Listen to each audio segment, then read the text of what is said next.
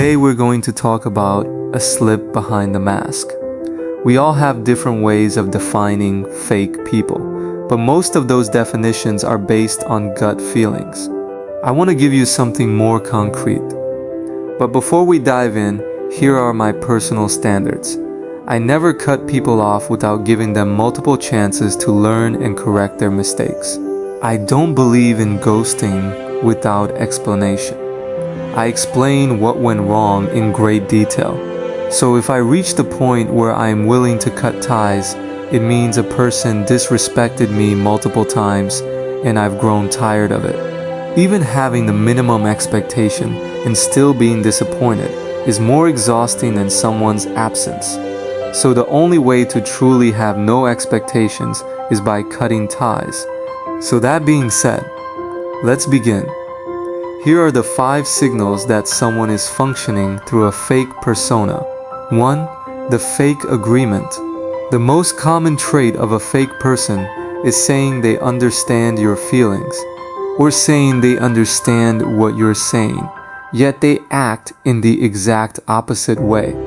This happens because the person doesn't actually care about improving. They just want you to shut up and only say what they want to hear. They don't want to hear about their disrespectful behavior, so they say "I get it" as a tool to end the conversation. The truth, someone who actually cares about you would say, "I don't get it yet, help me understand."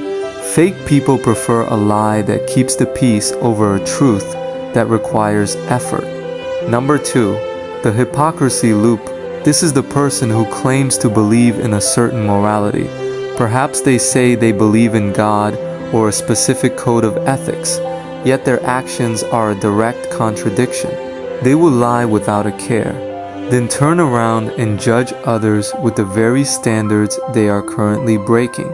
They focus on others' shortcomings to distract from their own lack of integrity.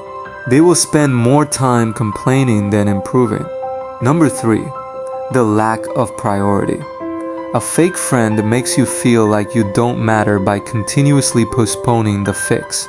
You tell them something is bothering you, and they agree to change, but a month passes and nothing happens. They'll tell you they're too busy while watching a movie. They are non-verbally telling you, "I only want to interact with you on my terms. I do not care about the parts of me that hurt you."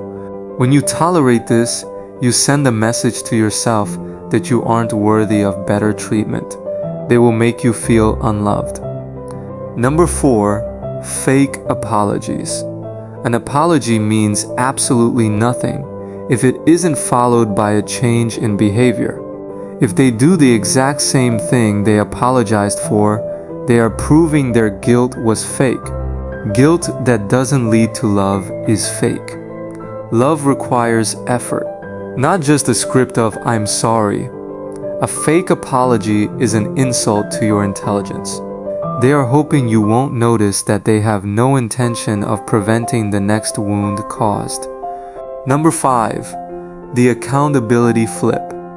When called out, a fake friend will try to turn the situation around and make you the problem. They will gaslight and manipulate you into believing you're too demanding for wanting basic honesty. By doing this, they are admitting their previous apology was a lie. They are directly telling you, "I have a fake morality. I don't care if I'm wrong, just don't call me out on it." By definition, fake people are lying people. Lying isn't just hiding facts, it is a betrayal of your own words. It is saying you care and then showing zero effort. The saddest part, they can act the part perfectly for a while, but eventually you will catch them in the contradiction. Why do they do this? Because they are lazy. They don't want to put in the hard work of improving. They treat love as the last item on their list because they expect you to tolerate their fakeness without consequences. In their minds, they are winning a non-verbal ego competition. "I will make you do what I want, even if I have to lie to keep you here." You have to apply the concept of consequence competition.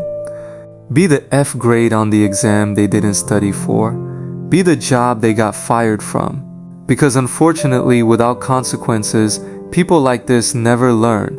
They function on unstable emotions.